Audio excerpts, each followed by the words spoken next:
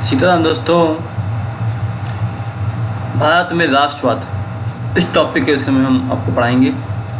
Please और ध्यान से पढ़िएगा। एक बार पढ़ने की ज़रूरत है, एक बार में ही आपको समझ में आ जाएगा, क्योंकि वही पढ़ाया जा रहा है जो पढ़ना है, फालतू का मैटर नहीं है। इसलिए टू द पॉइंट से मेरे साथ बने रहें लास्ट तक। जय हिंद, जय भारत। चलिए देखते हैं, भारतीय राष्ट्रीय कांग्रेस की स्थापना कब हुई? 1885 में हुई। भारतीय राष्ट्रीय कांग्रेस के पहले अध्यक्ष कौन थे? व्योमेश चंद्र बनर्जी थे। कौन थे? व्योमेश चंद्र बनर्जी, WC बनर्जी बोलते हैं उनको। 1922 में महात्मा गांधी ने असहयोग आंदोलन क्यों वापस ले लिया? एक ही घटना हुई थी, चोरी घटना हुई थी। वहाँ पे देशवासियों ने उनको मार दिया था चौकी में घुस के, अंग्रेजों को।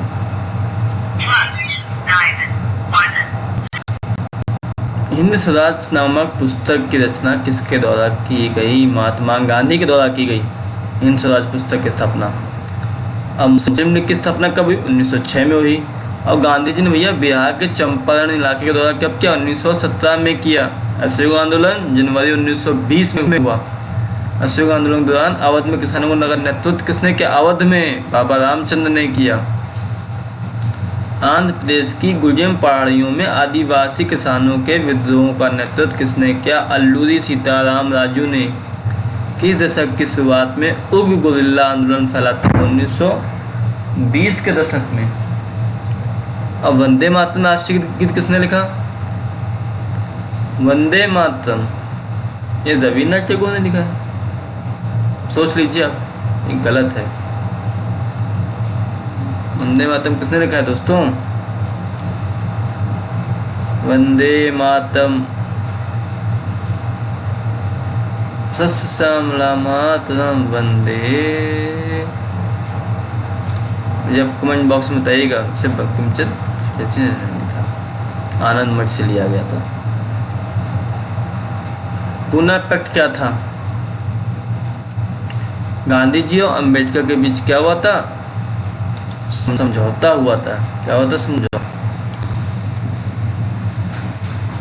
ये वाला गलत है आंसर इसका, रविन्द्रनाथ टैगोर। इसका आंसर निकलेगा बंकिम चंद्र चटर्जी। ठीक है, समझ गए आप लोग? प्लीज़ करेक्शन कर लीजिएगा। आगे देखिए, पूना पैक्ट गांधी जी और डॉक्टर भीमराव अंबेडकर के मध्य। Discovery of India Jawaharlal Nehru ने लिखा। रविन्द्रनाथ टैगोर कौन थे? वो एक चित्रकार थे। रविन्द्रनाथ टैगोर कौन थे? एक चित्रकार थे। The folk lores of southern India किसने लिखी? रविन्द्रनाथ टैगोर ने। रविन्द्रनाथ टैगोर ने।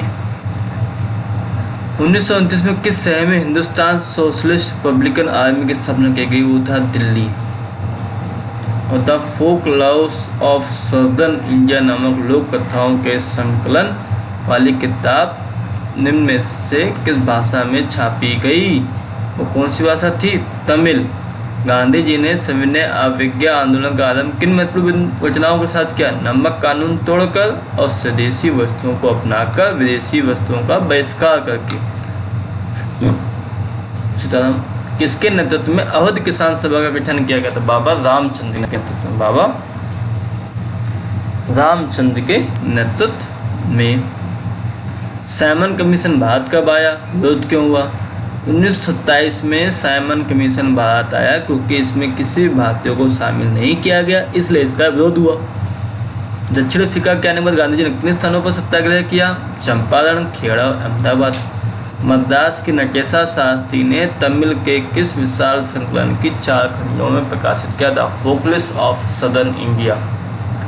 सत्याग्रह के विचारों में किन बातों पर जोर दिया गया? सत्य की शक्ति पर आग्रह और सत्य की खोज। रोलेट एक्ट को काला कानून क्यों कहा गया? क्योंकि इस अन्यायपूर्ण एक्ट के द्वारा राजनीतिक कैदियों को बिना मुकदमा चलाए ही जेल में बंद कर दिया जाता था। वंदे मातरम गीत 1870 में बंकिम चंद्र चटर्जी ने लिखा। इसे भारत माता का गुणगान किया गया। ब्रिटिश सरकार ने 1857 के पश्चात प्रेस की स्वतंत्रता पर क्यों प्रतिबंध लगा दिया? क्योंकि भारतीय समाचार पत्रों द्वारा राष्ट्रवाद को बढ़ावा मिल रहा था। भारतीय राष्ट्रीय कांग्रेस की स्थापना 1885 में हुई। प्रथम अध्यक्ष व्योमेश चंद्र चटर्जी थे। 1922 में महात्मा गांधी ने असहयोग आंदोलन की वापस ले लिया। वो चौरी चौरा में हिंसात्मक घटना हुई। हिंद स्वराज के लेखक महात्मा गांधी। मुस्लिम लीग की स्थापना 1906। बिहार के चंपारण का दौरा कब किया? 1917 में। असहयोग खिलाफत आंदोलन कब शुरू हुआ? 1920 में। और असहयोग आंदोलन के दौरान अवध में किसानों का नेतृत्व किसने किया? बाबा रामचंद्र ने। आंध्र प्रदेश की गुजेम पहाड़ियों में आदिवासी किसानों के विद्रोह का नेतृत्व किसने किया? अल्लूरी सीताराम राजू ने। और किस दशक की शुरुआत में उग्र गोरिल्ला आंदोलन फैला था? 1920 के। पूना पैक्ट गांधी जी और अम्बेडकर के बीच में। डिस्कवरी ऑफ इंडिया के लेखक जवाहरलाल नेहरू। अविंद्रनाथ टैगोर कौन थे? एक चित्रकार थे। खिलाफत आंदोलन किसने शुरू किया? अली भाइयों ने, मोहम्मद अली ने और शौकत अली ने। और साइमन कमीशन भारत में पहुंचा था 1928 में। असहयोग आंदोलन के 3 प्रभावों का वर्णन कीजिए। किसमें खिलाफत और असहयोग आंदोलन को एक साथ चलाया गया? इसको अलग अलग चरणों में चलाया गया। विदेशी वस्तुओं का बहिष्कार किया गया, स्वदेशी वस्तुओं को अपनाया गया, अंग्रेजों द्वारा दी गई उपाधियों को वापस कर दिया गया और सरकारी कार्यालय, स्कूल आदि को छोड़ दिया गया। ये मेन असहयोग आंदोलन था। खिलाफत आंदोलन क्या था? कि तुर्की साम्राज्य खलीफा का अंग्रेजों द्वारा अपमान किया गया था, इस कारण चालू हुआ खिलाफत आंदोलन। लखनऊ समझौते 1916 के बाद कांग्रेस के साथ मुस्लिम लीग का समझौता हो गया था।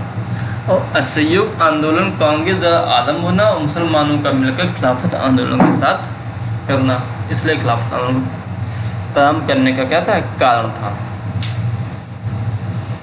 असम में बागान मजदूरों के लिए स्वराज की अवधारणा क्या थी? वो क्या कहते थे? असम के जो बागान मजदूर थे वो क्या कहते थे? अनुबंध के नियमों का उल्लंघन किया गया उनके द्वारा, चाय बागानों से बाहर निकाल दिया गया उन बेचारों को, मजदूरों को। असहयोग आंदोलन में सम्मिलित हो गए फिर वो, और कृषि भूमि और सूक्ष्म साधनों को प्राप्त किया। भारत ने साइमन कमीशन का विरोध क्यों किया? समय से पहले गठित कर दिया गया उसको। शासन में सुधार जैसी कोई बात ही नहीं की गई और कोई भारतीयों को शामिल नहीं किया गया। रोलेट एक्ट के विरोध में लोग क्यों आ गए? भारत के लोग। एक काला कानून था, इसके अंतर्गत किसी को भी लंबे समय तक जेल में जा सकते थे, बस पकड़ा और जेल में डाल दिया, यही रोलेट एक्ट था। प्रथम विश्व के दौरान ही भारतीय जनता को नियंत्रण में करने के लिए लाया गया था, क्योंकि प्रथम विश्व में ले जाना था उनको। विश्व युद्ध के बाद इसे खत्म करना था, परंतु सरकार ने इसे बनाए रखा और इसका विरोध भारत की आम जनता के लिए कर दिया। गांधी जी ने असहयोग आंदोलन को वापस लेने का काम फैसला क्यों किया? क्योंकि असहयोग आंदोलन अहिंसा पर आधारित था। आंदोलनकारियों में निरस्ता आ चुकी थी और चौरी चौरा में आंदोलन कर रहा 22 पुलिसवासियों को, कर्मियों को चौकी में जिंदा जला दिया गया था। बहुत अच्छा किया गया था। 2200 जला देते थे पुलिस वालों को, अंग्रेजों को। गांधी इरविन समझौते की विशेषता बताइए। 5 मई 1931 को गांधी इरविन समझौता हुआ। सविनय अवज्ञा आंदोलन स्थगित कर दिया गया था। पुलिस द्वारा किए गए अत्याचारों की निष्पक्ष जांच की जाए और नमक पर लगाए गए सभी करों को हटा दिया जाए। सविनय अवज्ञा आंदोलन पर टिप्पणी लिखिए। गांधी जी ने 1930 को दांडी नामक स्थान पर नमक कानून तोड़कर शुरू किया था। 34 तक आंदोलन चला।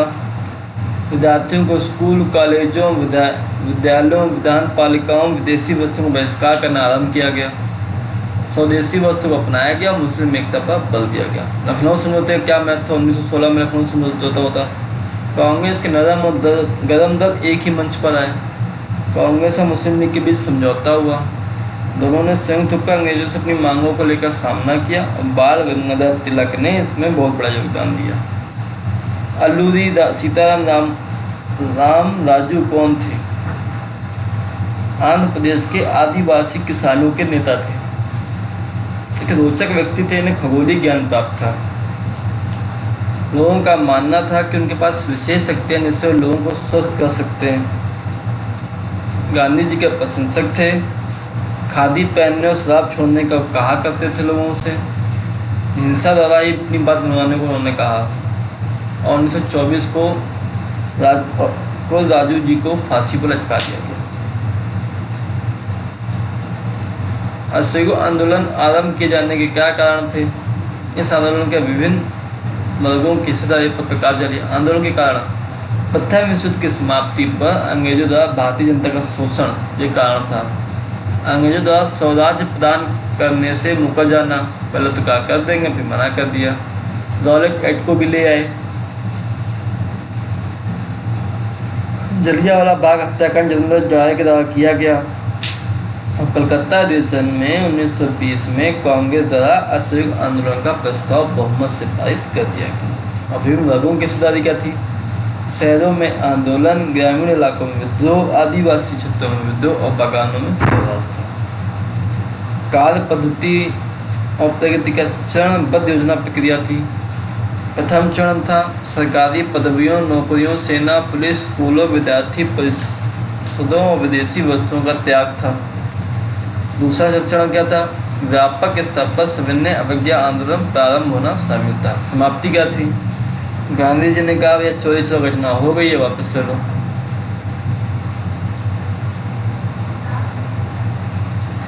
खिलाफत आंदोलन को प्रारंभ करने के प्रमुख कारण कौन से थे? भारतीय राष्ट्रीय आंदोलन में उसका क्या योगदान था?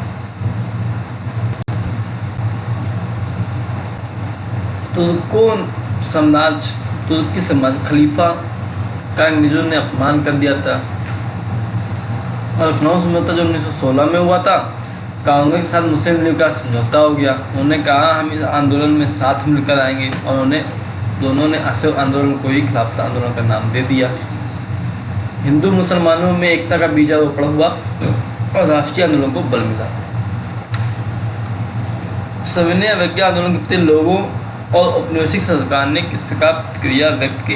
किन परिस्थितियों में गांधी जी ने सविनय अवज्ञा आंदोलन को वापस लेने का निर्णय किया? लोगों ने सरकारी कानूनों को भंग करना शुरू कर दिया।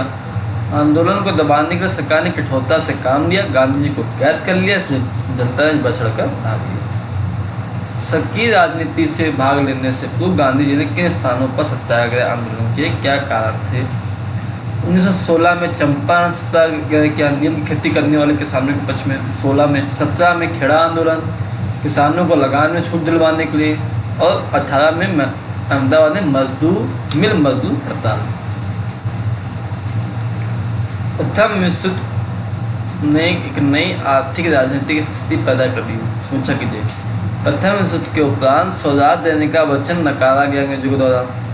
हमारी आर्थिक स्थिति दयनीय हो गई। बेरोजगारी, बेकारी से मजदूर, शिल्पकार आदि सभी ग्रस्त हो गए। युद्ध ने राष्ट्रीयता के भाव जगत के लोग दमनकारी सरकार के विरुद्ध एकजुट हो गए। गांधी जी की नमक यात्रा कई कारणों से उल्लेखनीय थी। सविनय अवज्ञा आंदोलन की क्या सीमाएं थी? महत्व का वर्णन कीजिए। नमक कर ब्रिटिश सरकार का सबसे दमनात्मक पहलू बताया गया। गांधी जी द्वारा विश्वस्त वॉलंटियरों के साथ नमक यात्रा शुरू की गई। राष्ट्रीय आंदोलन से आम आदमी के मुद्दों को जोड़ा गया। कानून का उल्लंघन हुआ। प्रदर्शन और विदेशी चीज़ों का बहिष्कार हुआ। शराब की दुकानों पर पिकेटिंग हुई। सभी लोग स्वराज की अमूल अवधारणा से प्रभावित नहीं थे, और समाज के सभी वर्गों ने बढ़ चढ़कर हिस्सा नहीं लिया।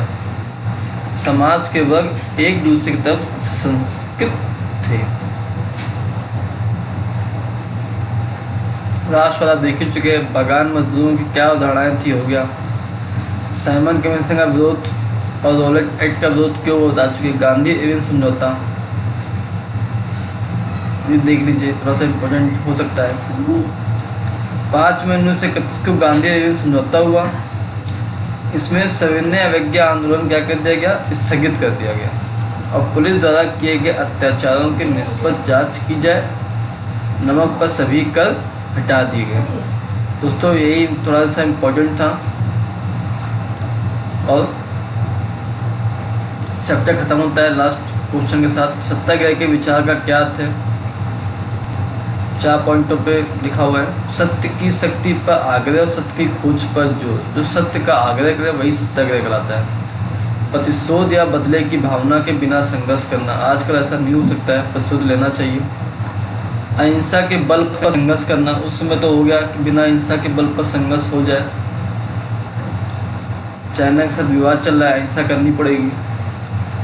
उत्पीड़क शत्रु को नहीं बल्कि सभी लोगों को हिंसा की अपेक्षा सत्य को स्वीकार करने पर विवश करना, यही सत्याग्रह है। दोस्तों टॉपिक खत्म होता है।